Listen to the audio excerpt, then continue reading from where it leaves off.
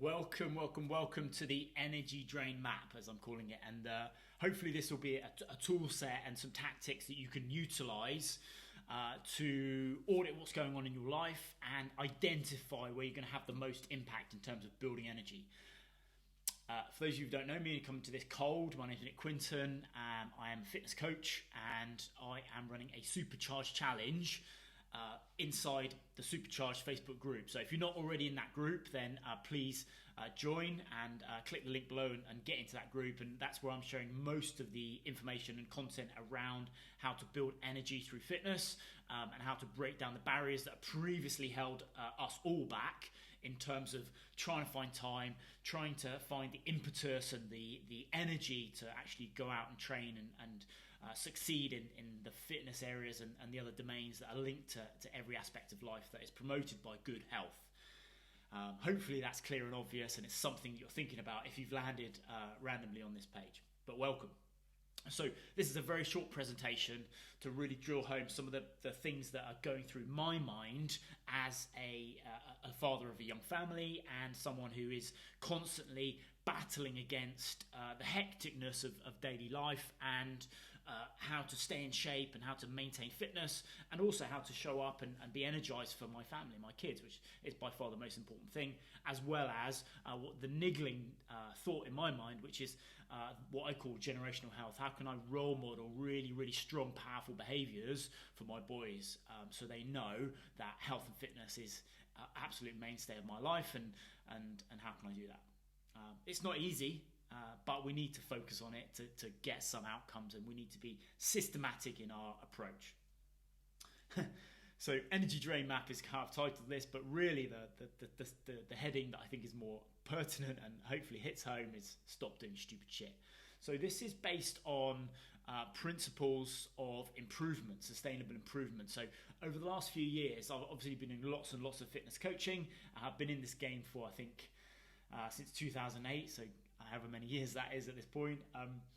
And I've also wear two other coaching hats. One is in fitness, but on the corporate side, to understanding how organizations can get fitter and healthier and more resilient in order to function as a team. And the other one is supporting NHS leaders in building sustainable processes and really auditing their lives and their businesses to ensure that that they're doing everything they can. And it's all built around this Japanese theory of quality improvement and sustainable improvement through some of the work that Toyota pioneered using Six Sigma and other bits and pieces of things that maybe you've heard about, maybe not. Doesn't really matter. And the point is, we need to look at the process and identify what we're doing that we can stop doing that's going to have the biggest impact. Okay. And that fundamentally is the key to energy management and can be applied to kind of every aspect of your life the more you think about it. Good, let's dive in. So improvement is not about doing more things right, but about doing less things wrong, aka stupid shit. So identifying what you're doing that you shouldn't be doing and stop doing it. Sounds simple, but the devil's in the detail and in the application of a theory, which is always the challenge, really, is that we have lots and lots of knowledge, lots of information now, we're overwhelmed with it, but implementation is the real challenge, and that's really where I support people in my coaching practice, is trying to get those ideas and put them into practice and really understand what's going to work for that individual and making it bespoke, making it something that someone can really buy into. As you can tell, I'm quite passionate about this aspect and getting guys fit and healthy. And that's why this is so important. And thinking that through then, there's two parts to doing something or making improvements in life, in fitness. We can either add things or we can take things away. That's kind of where we sit in this. And there's two parts to the process, adding things or taking things away, and we can apply that directly to energy and energy management, which is obviously why we're here and why we're trying to zoom the lens in, and we can add things to try and add energy, if that makes sense, or we can try and subtract things from our life to give more energy and more power to other aspects of life. And that's, I think, where people don't focus and probably need to focus, because it's real quick wins and it's things that will have direct impact. So that audit process is vital to have to manage and build the art of subtraction. For example, adding more workouts to get fit, or adding more intensity to the workouts, more reps, is obviously in the plus side. What we don't always think about is kind of missing fewer workouts and being persistent. Don't like the word consistent. Being persistent in our efforts to kind of show up and just being there and just showing up, even if it's for a shorter time period. So that's a kind of one example for fitness. Nutrition, probably more straightforward example. So following a new diet and adding a healthy food, or adding whatever the latest fad is to your already complex life, versus subtracting, eating fewer unhealthy foods, and kind of managing those kind of emotional cravings that we might have. So taking things away. And as a side note, so that if you're not in a Supercharged Challenge group, I suggest you go in there, because this is exactly where we dive into the tools and tactics to really understand what's going to work for you, and how you can implement things in terms of subtraction for fitness and getting you fitter, and also from your nutritional habits and general behaviours in life. So before we dive into kind of the energy map that I want to walk you through, let's define a couple of terms. So when it comes to energy, it can feel a little bit nebulous. What is it? What does it do? How do we get it? And sometimes that just is the case, and we have to kind of live with that kind of uncertainty as to how we build this energy. But as far as I'm concerned, from a coaching perspective, we want to add as much clarity as we possibly can and break things down into the simplest form, and that's always the approach that I take. So physical fatigue is probably the simplest to understand. You know, you're physically exhausted, therefore you don't have the energy to do anything else. And I think we've all been in that place. And that's basically a case of your mitochondria doesn't have, you don't have the energy to transfer into the mitochondria, which is the powerhouse of the cell, to then produce ATP, and energy production does not happen. That isn't usually the case. Usually we fall into the mental fatigue or the central nervous fatigue. And that's usually through kind of exhaustion, through working and utilising our brain, or travelling in a direction in our lives that is a real struggle and causes stress. So bending of the bar on both ends. So it might be family pressures on one end, work pressures on the other end, that causes stress, and that's going to compound some mental fatigue and leave us feel like our energy is depleted. That falls into the category of mental fatigue. And then central nervous fatigue, which is really, again, exercise related, where we're trying to really train the nervous system. To be honest with you, I always talk about 0 to 1, which is kind of where I'm at in terms of most of the guys that I coach, and it's usually the middle one that's the biggest factor. And central nervous fatigue is more for the elite athletes, and something that you have to worry about if you're overtraining, as is physical fatigue often, depending on where you are with your fitness. But so mental fatigue is usually the one, and that usually is this kind of like bending of the bar in different directions, and too much torque on the bar that causes us the stress in life, and therefore the energy depletion. And often we do not allow the slower part of our brain to choose wisely through simply the overwhelm of choice that we have, and the way that the stresses impact our life. The question I guess I pose to you is, what is the real problem? What is going on with you that's causing that bending of the bar, causing that mental fatigue, that drain, and causing you to think about things as opposing, and not being able to try and find balance, although that's very hard to do. The key to this is prioritizing. So looking at Brad is there, we want to be a sniper and target a specific area, and we go after that when we talk about implementation and fitness goals. Okay, and not just be scattergun in our approach, trying the latest fad, the latest thing, latest doodah that's going to get us in shape, the latest app, whatever that might be. That's proven not to be the best approach. Saying no is often the most powerful and hardest thing to do. So let's dive into the energy map. Here it is, my wonderful creation. I never got any GCSEs for art. So in the middle, we've got this burning fuel of energy, and we need to understand whether the actions we take in our daily lives are supporting adding fuel to the fire to allow us to expand and do the things that we really want to do and show up the way we want to show up and have the fitness and the energy required to do the things we want to do in life, or we're doing the opposite. We're kind of pissing on the bonfire and putting out that flame, and kind of self-sabotaging, if you like. So thinking it through then, on the left-hand side here, we've got the inputs. So start off with the harder to quantify ones, which is kind of the motivation of doing things, the mindset, the minerals, as I put, motivation, mindset, minerals. So motivation is kind of why we're doing the different things that are either adding or removing energy. The mindset, which is the focus. Again, what are we doing and why, and what's our beliefs around what we're doing, and is that adding energy or pulling energy from a mental fatigue perspective? And then the minerals, which is our own self-worth. Are we sabotaging based on not believing that we have the strength, the energy, the power to make their own choices? And that in itself is very, very draining. Hard to quantify those, and that's where I think the deeper work and the support comes in very, very important. The second one there, so nutrition. Are our nutritional habits adding energy or taking energy away?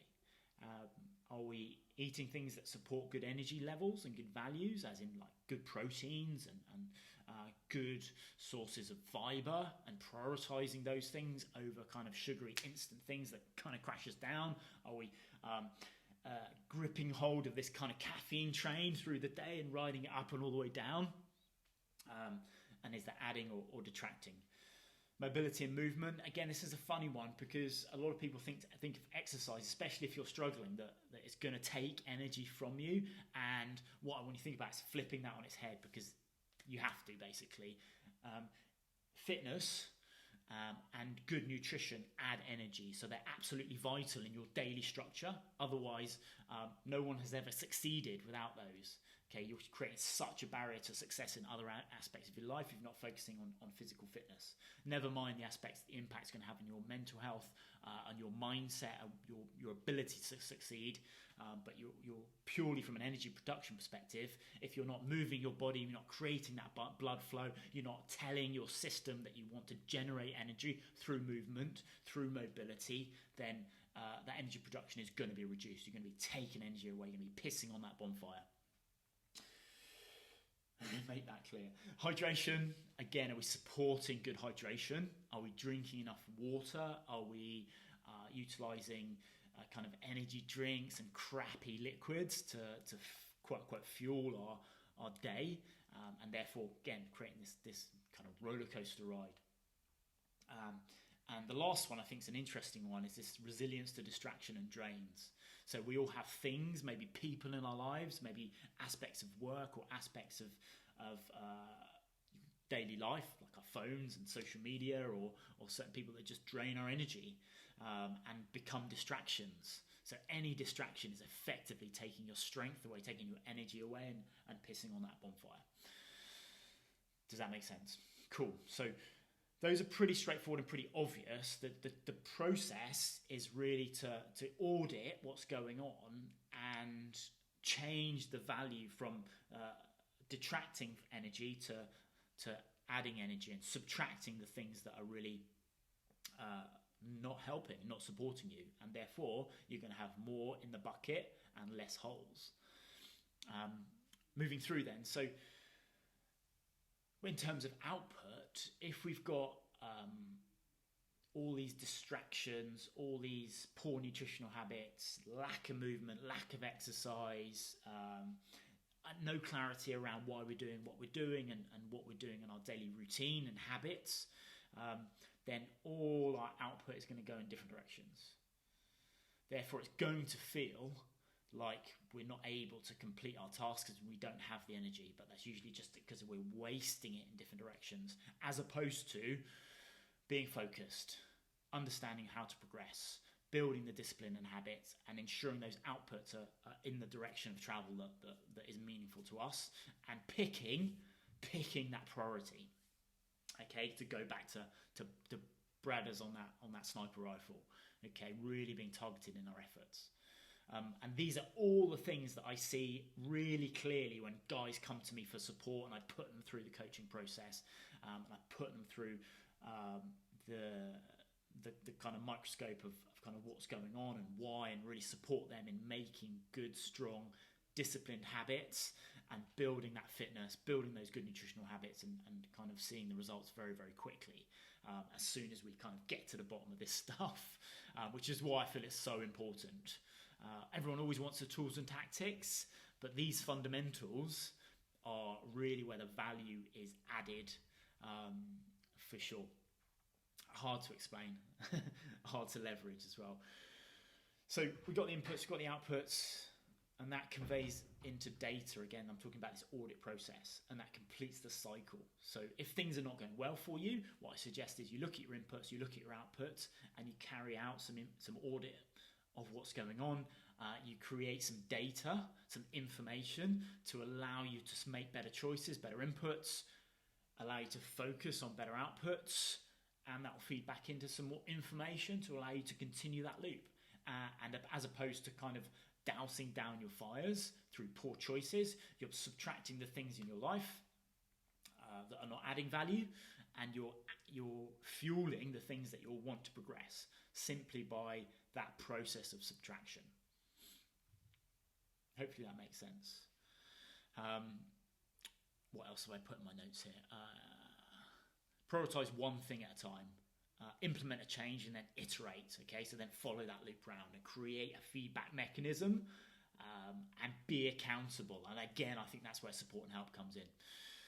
Find the focus. It's in the challenge. It will literally help you to explore your options and find what sticks. So we all need to go through this process of awareness, really, and understanding what's going to work in our fitness journey, in our health journey, in our nutritional journey, and generally in life. Okay, we need to run these experiments and not depend on someone else's word, someone else's input, someone else's system. We need to own the whole thing. Otherwise, there's going to be no buy-in. Psychologically, it's going to be very difficult to progress. Okay, there's not many people that can just pick something up and be told that it's right, especially as adults, because we've got all this baggage with us, and just run with it. Okay, we really need to go through this process and understand ourselves and understand how the system is bespoke to us and how it's really going to work, and that happens through cycles of change.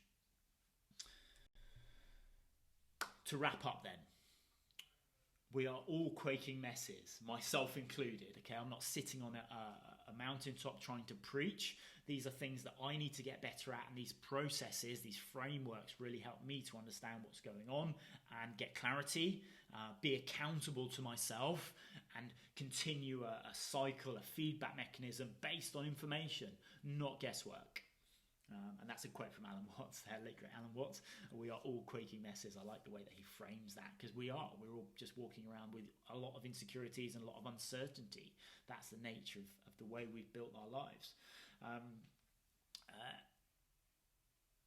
And then I clearly going to add some typos in my presentation. So it's not reasonable, I should say, that you are innately talented at this thing that we call fitness or this thing that we call nutrition.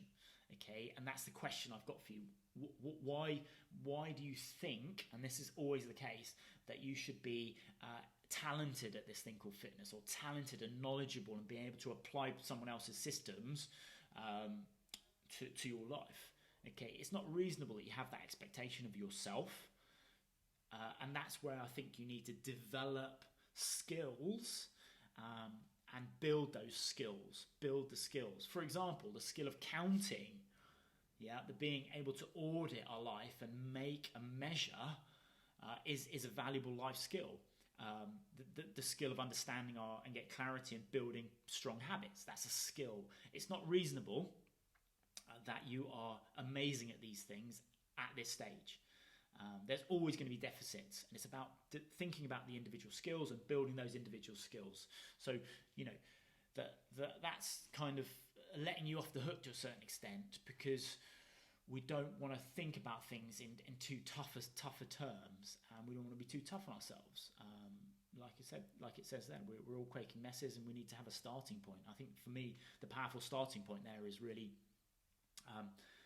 that we're all in it, and we're all trying to develop these skills, and these are life skills that will stay with us. The topics that we talk about here can be learnt but not taught. So I think the value in that statement by a guy called Naval Ravikant is you have to become a practitioner. You have to become a practitioner in your own health and fitness and in your own life. So getting told to do things, it doesn't work for children, it doesn't work for adults. Okay, we need to learn through experience. Yes, we can compound someone else's knowledge by looking at support infrastructures and getting help, but we still need to go through the process of learning and developing and succeeding to become that practitioner. And it's no different for anyone. And I know that of my journey, I know that of all the guys that I've coached over the last 12, 14 years, whatever it is. And it's so vital to have that frame of reference. And I think that's it sounds like a contradictory term, but it's very, very, very important. That's all I've got for you. So if you're not in the Supercharged group, get in the group, and I will then kick off the email chain that adds all the other bits in, and that's a 14-day challenge that walks you through all the aspects of energy generation, building good fitness habits, good nutritional habits, and all the components that will allow you to strategize and get this stuff sorted. Hopefully I'll see you in the inside of the group. If you're already in the group and you're smashing the Supercharged challenge and this is the halfway point for you, just keep going. There's loads more coming down the pipe, and I really hope that you succeed, and I want to hear your feedback, good, bad, indifferent, because I'm constantly trying to refine these